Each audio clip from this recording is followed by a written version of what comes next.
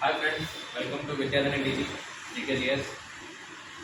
आज का हमारा टॉपिक है जो कल हम पढ़ाए थे भारत के राष्ट्रपति भाग 5 आर्टिकल 52 से 61, उसको ही हम वन बाई वन एलेबरेट करेंगे। कल तो हमने आपको शॉर्टकट में बता दिया था एक ट्रिक के माध्यम से पकानी रीका दियोदशन ये कौन से आर्टिकल में क्या आता है। जैसे कि 52 में कौ से 52 हो गया, 52 में पद आता है, कौ से कार्य शक्ति आती है। तो इसको वन बाई वन हम एलेबरेट करते हैं। आज इसको वन बाई वन डिटेल में आपको हम बताएंगे। ठीक है, तो जैसे कि ये तो बहुत सिंपल है, पकानी यानी कि पौ यानी कि राष्ट्रपति का पद होगा भारत में। दूसरा रूप है का कार्य एवं शक्ति। तो इसमें एक कंफ्यूजन वाला क्वेश्चन क्या आता है, सबसे पहले तो आप ये जान लीजिए, राष्ट्रपति ही केंद्र सरकार का कार्यपालिका का प्रधान होता है। ठीक है, जो भी कार्य केंद्र सरकार करती है वो राष्ट्रपति के ही मतलब अंतर्गत में आने के बाद करती है।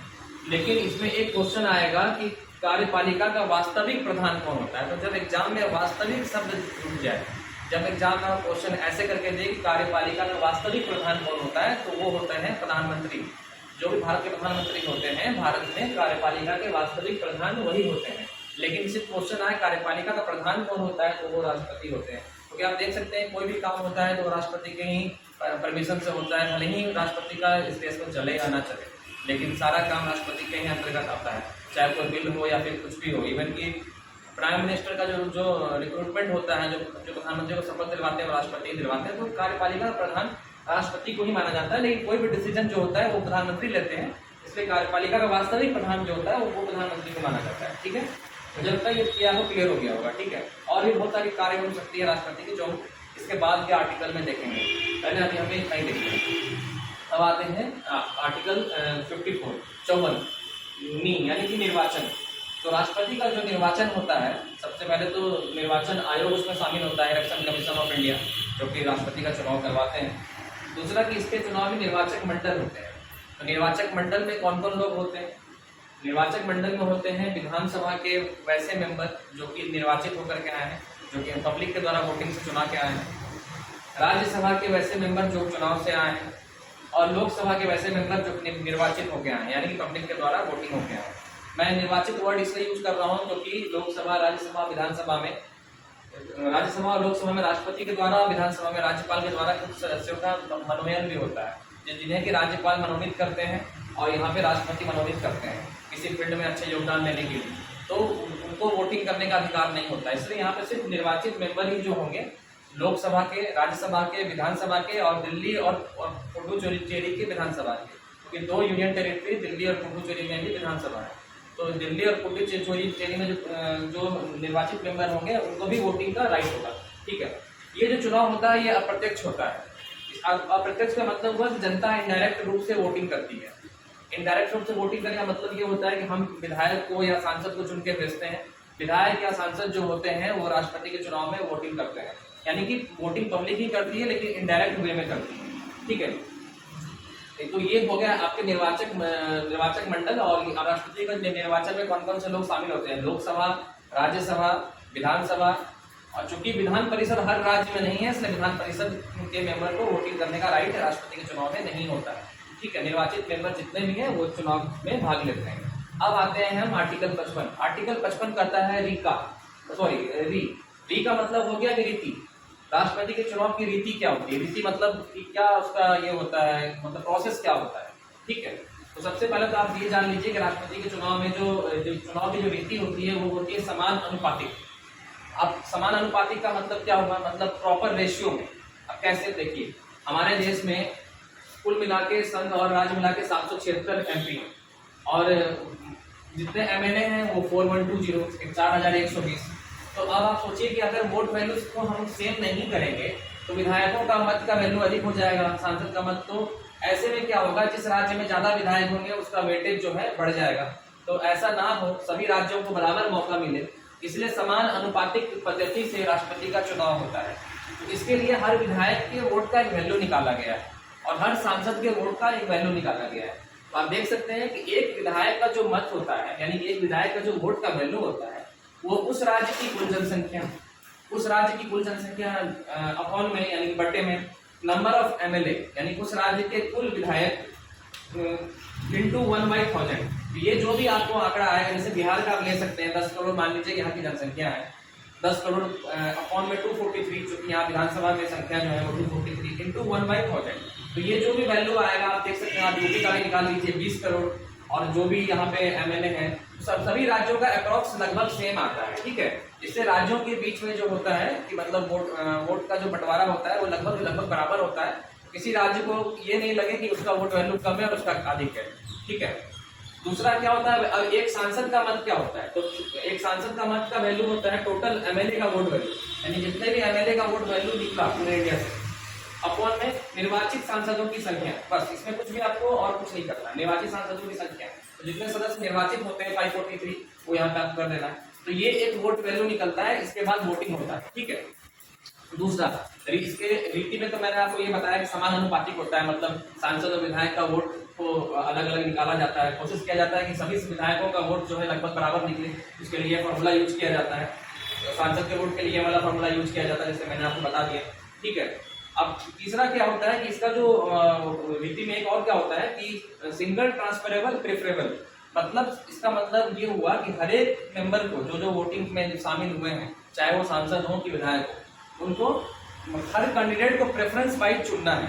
ठीक है, जिस कैंडिडेट को सबसे ज्यादा प्रेफरेंस नंबर 1 पे मिलेगा वही हमारे राष्ट्रपति चुने जाएंगे। ठीक है, अब आप देख सकते हैं, ऐसे समझ सकते हैं, मान लीजिए 3 कैंडिडेट खड़े हुए ए, बी और सी।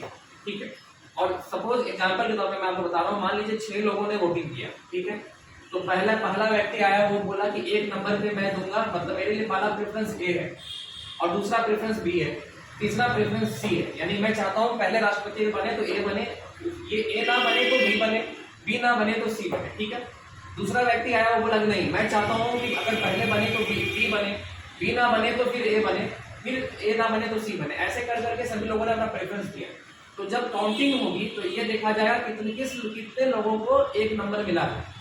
तो आप देख सकते हैं कि यहाँ पर जो मैंने एग्जाम्पल के तौर पर आपको समझाया है, इसमें बी को 1 नंबर का वैल्यू 3 बार मिला है, और सी को सिर्फ 1 ही बार मिला है, और ए को 2 बार मिला है।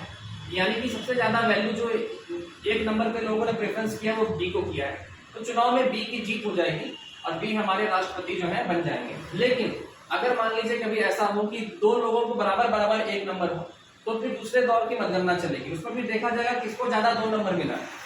ये प्रक्रिया तब तक चलती रहेगी जब तक किसी एक कैंडिडेट को 15% से ऊपर वोट ना आ जाए। ठीक है, तो जैसा कि आप जानते हैं कि हमारे देश में सभी राष्ट्रपति पहले दौर की मतगणना में ही जीत गए हैं, लेकिन बीबी गिरी एक ऐसे राष्ट्रपति थे जो दूसरे दौर की मतगणना में जीत के आए थे। ठीक है, तो मुझे लगता है कि आपको ये लिखी समझ में आ गई होगी। फिर कौ से है कार्यकाल। भारत के राष्ट्रपति का जो कार्यकाल होता है वो अगर वो मतलब अपने पद पे अगर रहें और उनकी मृत्यु नहीं हुई या वो इस्तीफा खुद से ना दें, तो सामान्य रूप से ये 5 साल का होता है। ठीक है, फिर आर्टिकल 57 और 58 में बहुत ज्यादा कुछ है नहीं। 57 में है कि दोबारा निर्वाचन, भारत के राष्ट्रपति अगर राष्ट्रपति बनने की योग्यता रखते हैं और चुनाव में खड़े होते हैं और जीतते रहते हैं, तो जब तक वो चाहें तब तक राष्ट्रपति बन सकते हैं। ऐसा कोई कंडीशन नहीं है कि वो 1 बार ही बनेंगे या 2 बार ही बनेंगे या 3 बार ही बनेंगे, जैसे अमेरिका में 2 ही बार बन सकते हैं। तो कोई लिमिट नहीं है इसका। फिर आर्टिकल 58 है योग्यता। तो भारत के राष्ट्रपति बनने के लिए क्या क्या योग्यता है? सबसे पहला योग्यता तो उसकी आयु 35 वर्ष कम से कम होनी चाहिए, मतलब 34 वर्ष और 29 दिन भी अगर हो गया, तो 34 वर्ष से 11 महीने 29 दिन भी हो गया तो राष्ट्रपति नहीं बन सकता। कम से कम 35 वर्ष होनी चाहिए। दूसरा कि वो भारत का नागरिक होना चाहिए। तीसरा, उसमें वो सभी लक्षण मौजूद होने चाहिए कि वो एक लोकसभा का मेंबर बन सके। तो ये जो योग्यता है ये लगभग भारत के मैक्सिमम पॉपुलेशन के पास में होगा, जनसंख्या के पास में होगा। सभी लोग 35 वर्ष से ऊपर होंगे, लोकसभा के मेंबर बनने के लिए एलिजिबल होंगे, कोई मतलब उनके ऊपर मुकदमा नहीं चल रहा होगा। ये तो ऐसे मालूम चला कि राष्ट्रपति के चुनाव के लिए 1-2 लाख आदमी व्यक्ति खड़े हो गए, सभी बोलेंगे मैं भी राष्ट्रपति बनूंगा। तो यहाँ पर एक संविधान में एक प्रक्रिया बनाई गई है कि इतनी योग्यता रखने के अलावा आपके पास 50 अनुमोदक और 50 प्रस्तावक होने चाहिए। मतलब जब आप इलेक्शन कमीशन में जाएंगे राष्ट्रपति का चुनाव का फॉर्म भरने के लिए, तो आपके साथ 50 अनुमोदक और 50 प्रस्तावक होने चाहिए। ये अनुमोदक और प्रस्तावक जो होते हैं ये विधायक या सांसद के रूप में होते हैं। या तो आप 50 विधायक ले आइए, 50 सांसद ले आइए, या फिर आप मतलब 100 में आप जैसे ले आइए, 90-10 ले आइए, 60-40 ले आइए। मतलब सांसद और विधायक आपके पास 100 होने चाहिए मिला के, या तो 100 विधायक ही ले आइए या 100 सांसद ही ले आइए। तो आप बताइए, आम आदमी को तो ये पॉसिबल नहीं है कि वो 100 सांसद और 100 विधायक का समर्थन हासिल कर सके। तो यहीं पे जितने लोग सोच रहे थे मैं राष्ट्रपति बनूंगा, उनका प्लानिंग में यहीं पे फेल हो जाएगा और वैसे व्यक्ति नहीं बन पाएंगे जिनको किसी राजनीतिक दल का समर्थन या किसी राजनीतिक दल से ताल्लुक रखते हैं। ठीक है, यहाँ तक तो क्लियर हो गया आपको। अब आते हैं दशम, जो आर्टिकल 59, 60 और 61। ये क्या होता है? दशम मतलब होगा दशा। दशा क्या होगा कि भारत का जो राष्ट्रपति होता है वो मतलब दिवालिया नहीं होना चाहिए, मानसिक रूप से पागल नहीं होना चाहिए और किसी लाभ के पद पे नहीं होना चाहिए। लाभ के पद का मतलब जैसे किसी सरकारी नौकरी में वो नहीं हो, ठीक है। लाभ का पद, गवर्नमेंट जॉब जो होता है वो लाभ का पद होता है। तो अगर वो किसी गवर्नमेंट जॉब एम्प्लॉय को राष्ट्रपति के लिए बनना है तो उससे पहले अपने नौकरी से इस्तीफा देना पड़ेगा या रिटायरमेंट का वेट करना पड़ेगा। तो किसी लाभ के पद पे नहीं होना चाहिए, दशा को। 100 से हो गया शपथ। शपथ भारत के राष्ट्रपति को भारत के मुख्य न्यायाधीश दिलवाते हैं। किसी कारण से अगर मुख्य न्यायाधीश अनुपस्थित हैं तो सुप्रीम कोर्ट के जो वरिष्ठ न्यायाधीश होते हैं वो दिलवाते हैं।